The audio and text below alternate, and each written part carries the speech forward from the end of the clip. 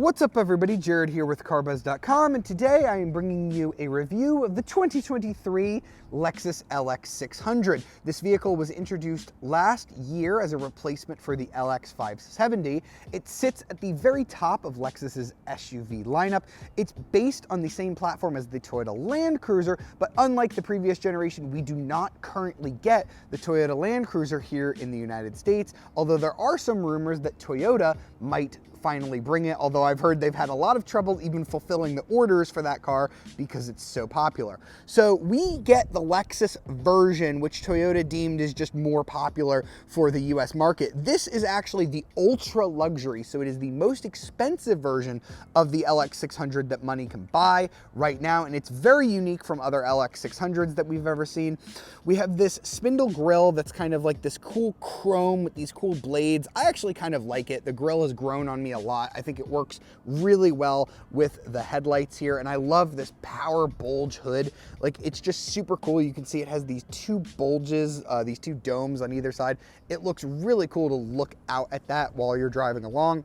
We've got these massive 22-inch wheels. You can also get 20s on the LX, or you can actually go down to 18s. Lexus knows that some of its customers are going to want to off-road this. This does have like a lot of cool off-roading features, and it is a body-on-frame design.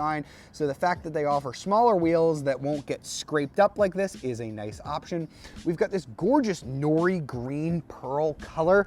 I think it first debuted either on the UX or the LC. I'm not really sure which one, I can't remember, but I could definitely see somebody driving to their ski house in Vermont or whatever in this car. It is just a really, really elegant color for the LX to come in. We've got just over a 112-inch wheelbase, which Lexus calls its golden ratio. It's actually the same wheelbase that you would get on the original LX that debuted in like 1995. I think this is like the premium angle for the LX, where it just looks so stately. Here at the back, we've got the new design that Lexus is going for on most of its rear ends, where we kind of have a connected taillight bar and we have the word Lexus spelled out rather than the Lexus badge. It says LX 600. We don't have any more badging besides that, letting us know that it's an ultra luxury. So you kind of have to tell just based on the wheels and the grille.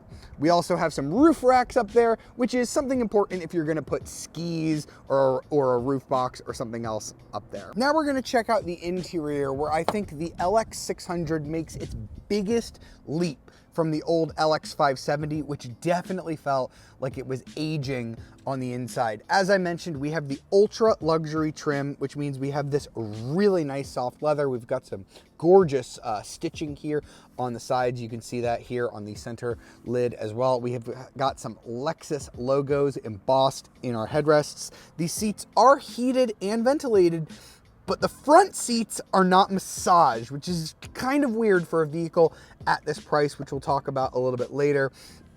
Just a little bit of an oversight, and I'm surprised that it doesn't have that. So we're gonna go ahead and close the door. We do have soft close doors, so you just bring it to a close, and then it'll do the rest. Our stop-start button is up here by the screen, kind of an interesting place for that. And we can see that the dashboard is completely different from the old LX 570, which was just so aging for so many years. They eventually like made it slightly better. I think they put like a touchscreen in it, but it had that old Lexus infotainment system that nobody really liked. Now we have this brand new Lexus infotainment system. It's shared with Toyota, and it is so much better. So it's interesting because we have a 12.3-inch upper screen here, which is definitely not the biggest that Lexus makes. They make like a 14-inch screen on like the NX. So it's weird that you don't have the biggest screen that Lexus offers on the flagship car, but you do get this secondary 7-inch lower screen, which we'll talk about in just a second. This functions just like all of the other Toyota and Lexus vehicles, so I'm not going to go too deep into it. It does have wireless CarPlay. It does have wireless Apple CarPlay and Android Auto, which is nice, and you can talk to it pretty easily and say things like, "Hey Lexus, set the temperature to 71 degrees," and it'll do it. Let me try that again in more of a parsed way. "Hey Lexus, set the temperature to 72 degrees. Setting the driver's seat temperature to 70 See, so even degrees. though I stumbled and didn't kind of do it exactly right, it is very smart and it does work quite well. I do like the voice command there. Now let's talk about this lower screen, because this is kind of interesting. So rather than have this information like here and then you'd have to like switch menus to get to it, Lexus wanted this stuff to always be available. So right now we have our climate, so you can like raise and lower the fan speed. You can get to your temperature. You can see that right there. You have some window controls. You have your suspension controls here as well. We've got like a weird G meter that we can go ahead and clear. Not really sure why you need a G meter that's kind of just there all the time. You have your braking, so I'm mashing on the brake. You can see that there. You can also see the accelerator right there. Kind of interesting. It shows your suspension position and stuff like that. You also have like diff controls and everything here. Now I can also switch it, so now it's just showing me my climate control menu, so you can have either one of those up while you're driving, and there are some basic settings to change like the brightness and things like that there. Kind of interesting that this is always displayed. I don't look at it all that often. It is kind of a waste of real estate in my opinion, but it doesn't bother me. So you can change what these dials do. So you have drive modes here. So here's your mode select dial.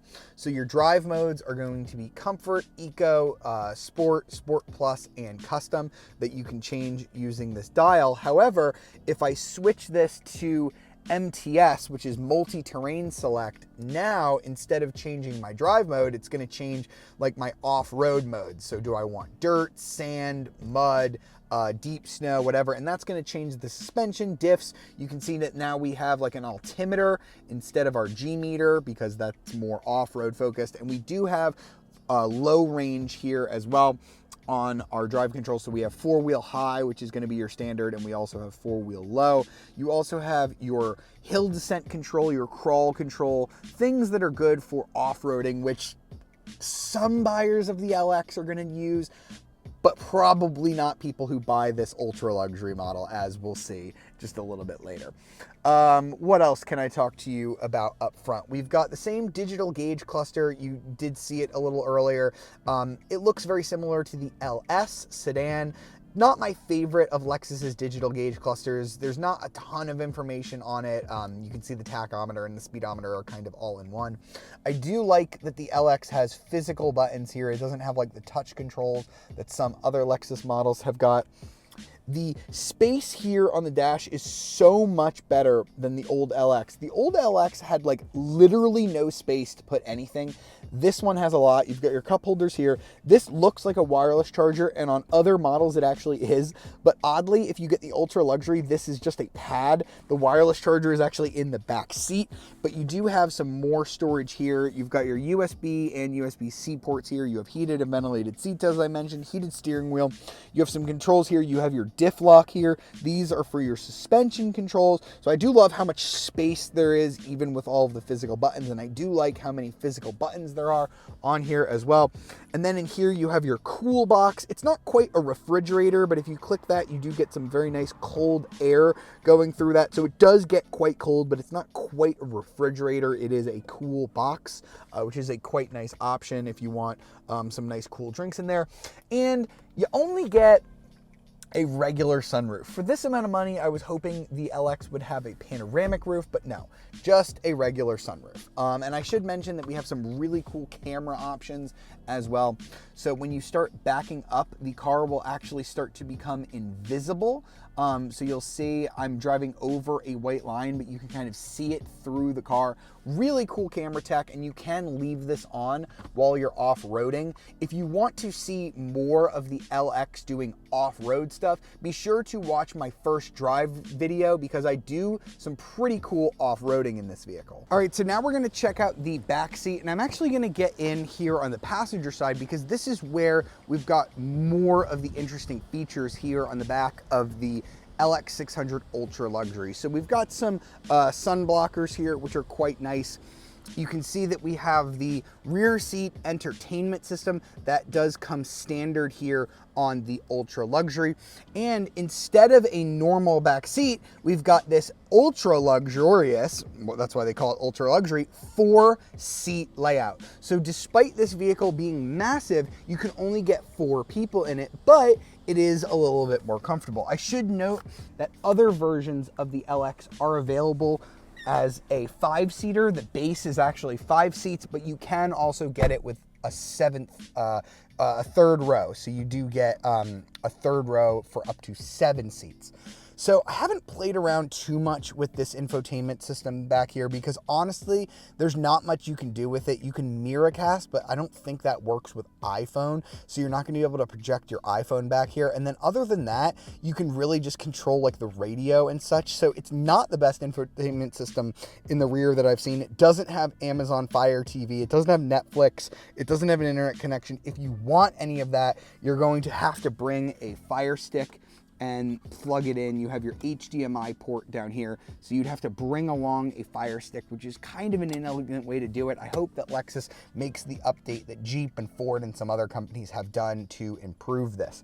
So the real reason you buy the Ultra Luxury is if you're going to be driven around. So if I go ahead and click onto seat, and then I click this button, it's going to automatically send this front seat as far forward as it will go. My seat is also reclining back. You can see I am like very far reclined in this position. So far back, in fact, that my head is actually by this window, which is why we have a little sun blocker on this window, but not on that window because this seat doesn't go as far back. Obviously you have the driver there, but you can see, look at the amount of leg room that I have now. I have enough to stretch out. And now if I move over to the seat, I have this little button right here, so I can lower this little ottoman. I don't have an ottoman that actually raises from my seat, but it is connected on the front seat. So now I can go ahead and put my feet up and I can relax in comfort. So this is a very nice, comfortable position. I have a decent amount of leg room that I could stretch out. I think if you're a little above 6 foot, this might be a little bit of a tight squeeze. The LX just isn't that long. It's not as long as like a long wheelbase Range Rover or some other vehicles like that, but this is a really nice, comfortable position to be in. And then from this screen, I can do some other things here. So I can change the climate. I've got my heated and ventilated seats. If I go over to the relaxation button, I can go ahead and select my massage. Really weird, like I said, that Lexus put massage seats here in the back, but not on the front seats. I think that was kind of an oversight. And I think just because, you know, this vehicle is made for the people in the rear doesn't mean that you couldn't have included massage seats for the people in the front. And I've driven other vehicles at this price range that have that. So it's a little bit disappointing there. We do have some of these really cool lamps up here. So it's kind of like you would get on an airline. So you can actually like adjust the reading light so it won't blind the person driving in the front, but you could put this on your book or whatever if you wanted to read back here. I think that is a very nice touch, actually. And then you can control your audio, your XM radio and stuff like that. And again, that kind of renders these screens just a little bit pointless in my mind. Honestly, what you can do is here on the seat, you can actually fold that screen by pushing this button. So it's a little bit tough for the driver to see. So you just click that button and now the screen will kind of fold flat like so, because I'm not going to look at it from all the way over there anyway. So now the driver can actually see out of the passenger side, which is cool. So in this center console, I'll go ahead and show you. I already showed you that down here is where like the USBs and stuff are. We've got cup holders up here with this little lid. Here's where our screen is. You do have a wireless phone charger right here. And then just like the front, we have a center console area that can open up from both ways. You've got your Bluetooth headphones in here for you to listen to. You have 2 more USB-Cs, and then you have headphone jacks if you want to go ahead and plug in on either of those, and this does open up both ways. So this is pretty comfortable, but honestly, I've been in back seats that are a little bit nicer than this. And for example, the Range Rover, you can get a 5-seat layout that still has a recliner like this, and it was a little bit more comfortable than this one. I don't think too many people are gonna buy the LX like this. I think this is going to be a very, very, very low volume option. More people are going to buy it with the 5-seat or the 7-seat configuration. That is gonna be like the more normal way to buy one of these. However, those have problems of their own as well, because as you might be able to see, there's not a lot of legroom back here. There's only about 36 inches of legroom, and this has nothing to do with this being an ultra luxury or whatever. As you see, so this seat is gonna start coming back, and you'll see there really just isn't like a ton of legroom here. Let me go ahead and bring it back to like where like a comfortable person would sit. As you can see, it's tight, and I'm not even that tall either. So this is just not a ton of legroom. It is really small back here. That is because this is a body-on-frame vehicle, and Lexus just hasn't maximized the space all that well. The third row is tiny if you get this with the third row. The second row is tight, and as we're about to see, the trunk isn't all that big either. So we'll wrap up by showing you the trunk space here. So the LX600 Ultra Luxury is gonna have 41 cubic feet of space behind the back seat. If I go ahead and pull off this cargo cover, you can see about how much that is. So this is about 5 cubic feet of space less than what you're gonna get in either the 7-seat or the 5-seat versions of the car, because as you can see, a lot of it is just kind of taken up here. We've got kind of this soft cover, and then the rear seats kind of take up a little bit of space here. So it is kind of just like an awkward configuration where you don't get as much space, and you cannot fold those beautiful second row seats down. So if you're looking for the maximum amount of cargo space, you definitely don't want to get this ultra luxury model. You want to get either the 7 or 5-seater versions of this car. But even so, the LX600, for the competitive class that it competes in, not the most practical SUV on the market. All right, so let's get out on the road in the 2023 Lexus LX600. And I kind of want to talk about this car from 2 different angles, because I think there are going to be those LX diehards that have owned LXs and Land Cruisers like their entire lives, and that's all they buy.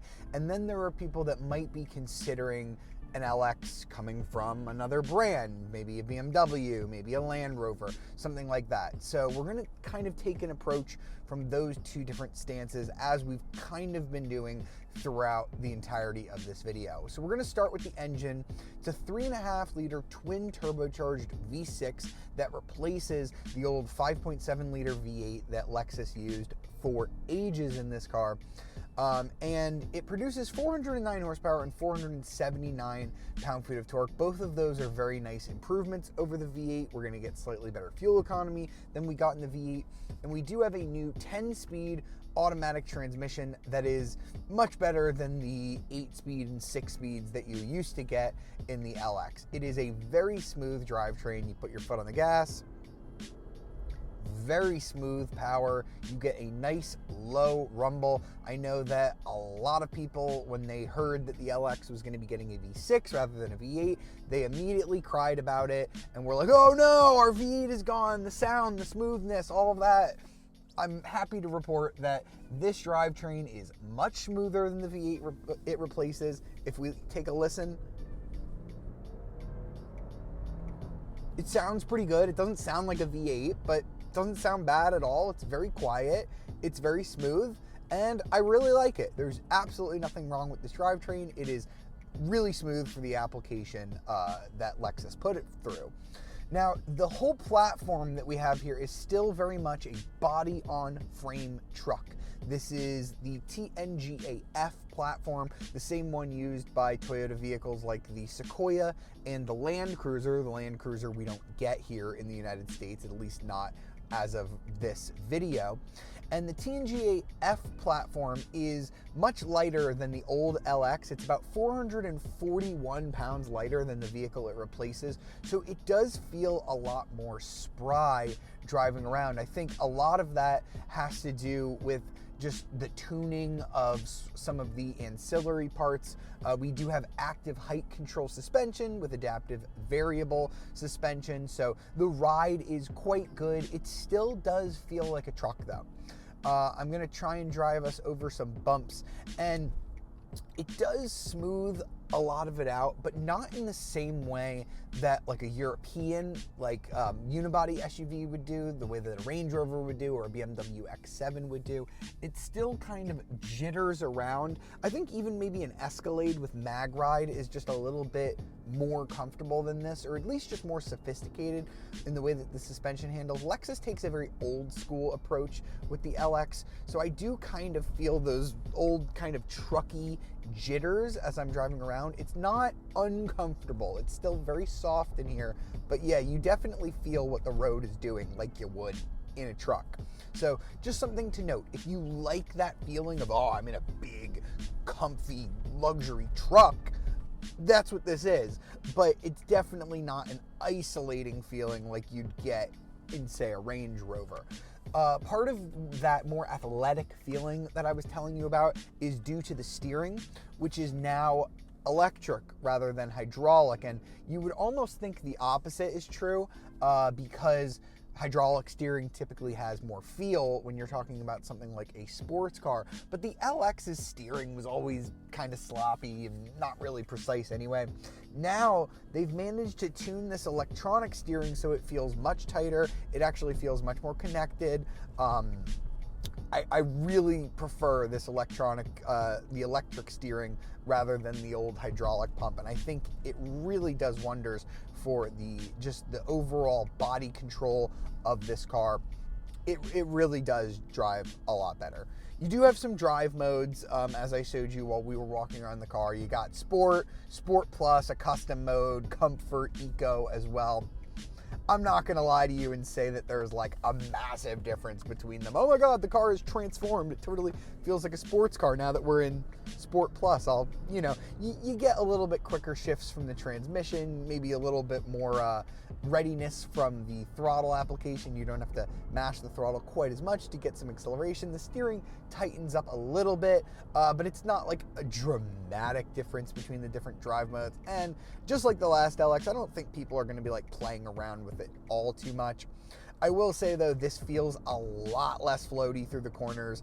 I just took this kind of long sweeping bend here at quite a decent speed, and in the old LX, if you were going through like a highway on-ramp or off-ramp, you felt like you were like tipping out of the vehicle, and you don't get that here. So I will say that overall, it's a huge improvement on how the LX drives. It doesn't feel as sloppy anymore. And if you want, you can even get this as an F Sport, where you get a Torsen limited slip differential. Not like that's like a crazy difference. It's not going to turn this into some kind of crazy sports car, but it is just kind of funny to me that Lexus offers the LX now with a limited slip diff. And if you're wondering, in terms of towing, because I think a lot of people might have a boat or some kind of trailer that they'll haul behind them if they own an LX, you can pull about 8,000 pounds in this vehicle. So it's not, the best. Like, I think you can get, like the Jeep Grand Wagoneer, I think tows like 10,000 pounds or 9,000, something like that.